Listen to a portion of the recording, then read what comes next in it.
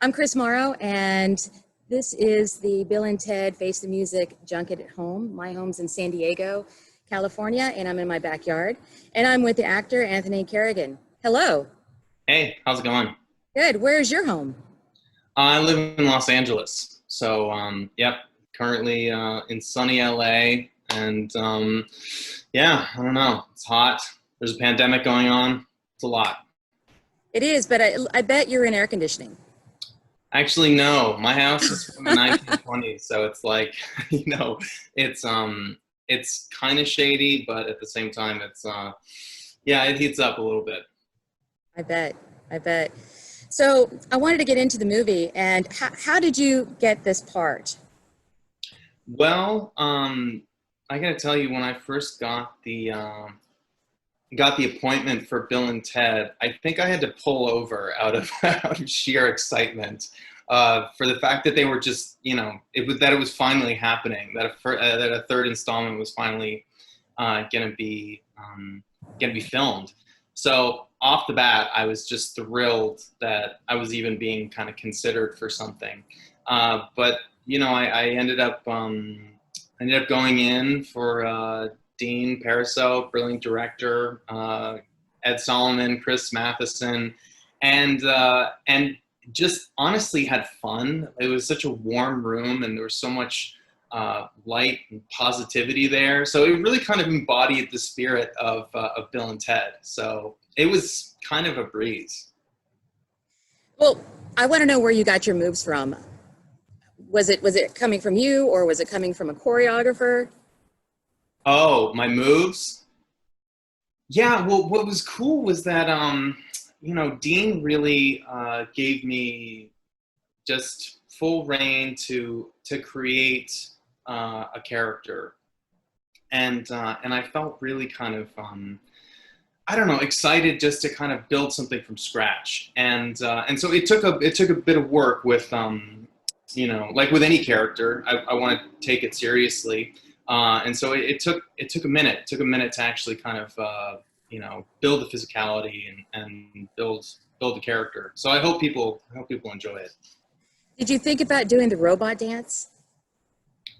Well, you know, I can't really talk about the specifics of that stuff, but you know, it's yeah, like I kind of saw this character as someone who obviously is like on a mission to destroy Bill and Ted.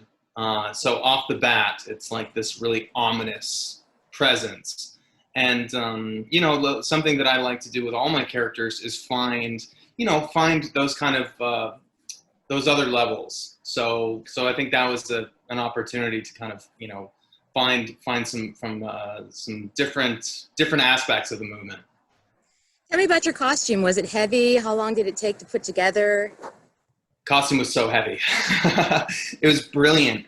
Really, you know, Steve Wang and everyone who was involved in the design process of it was, you know, just brilliant. But it was not the most comfortable thing, and especially shooting in New Orleans, it was quite warm.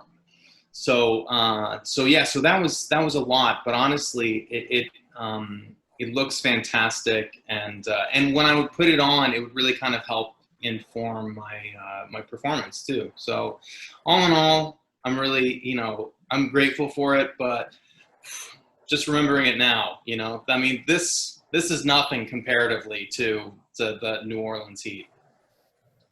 Did it transform at all, or was that movie magic?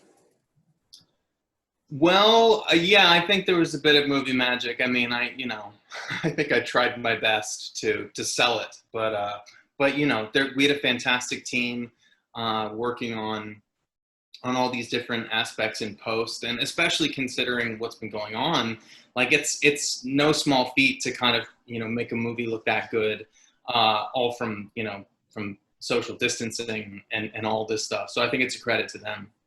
And then as being an actor, do you prefer being in costume or not being in costume? I like both. I like to mix it up and keep things interesting. But yeah, getting to wear a sweet costume is so like, well, that's like That's the fun part. It makes me feel like a little kid. It was just essentially playing dress up. And, and I just relished the opportunity to wear such a cool costume in this. And, but I like to kind of, I like to keep things interesting, mix it up, Can we talk about your autoimmune disease and during the pandemic? And then Sure. yeah, go ahead. Yeah. Well, so, I mean, fortunately, I, along with a number of other alopecians, are not specifically at risk, at higher risk, like a number of people are, especially other people with autoimmune conditions. But alopecians, fortunately, it's like we just kind of lose hair, and whereas that can be kind of traumatic and really a shift in one's identity, there's no physical risk. So fortunately, it's like knock on wood. Health has been good so far, and yeah, but just trying to stay safe and stay smart, and also take care of take care of everyone else too. We all have to play our part. And then do you have any advice for kids that want to get into acting right now? I mean, what can they do at home to help them, propel into maybe doing something in the future? Yeah, well, I think one of the things that remains consistent throughout all of this stuff is just keeping your imagination activated. I can't relay how important my imagination remains to be for all the characters that I create, for how much I can work on something and have fun with something. I rely on my imagination. So I think doing things that are going to kind of keep your imagination active, that are going to kind of push it into different directions. I think it's, you can do that anywhere. You can do that at home, So I encourage kids to just like play around, listen to music, dance, draw, just use that imagination, and it'll kind of, it'll lend itself back to you, when we are able to kind of go back. Anthony Carrigan, thank you for your time. This is Chris Morrow at home, and Thank you. be excellent to each other, and party on, dudes. Party on. Thank you so much for your time. It was a pleasure to meet you. Thank you. Really appreciate it.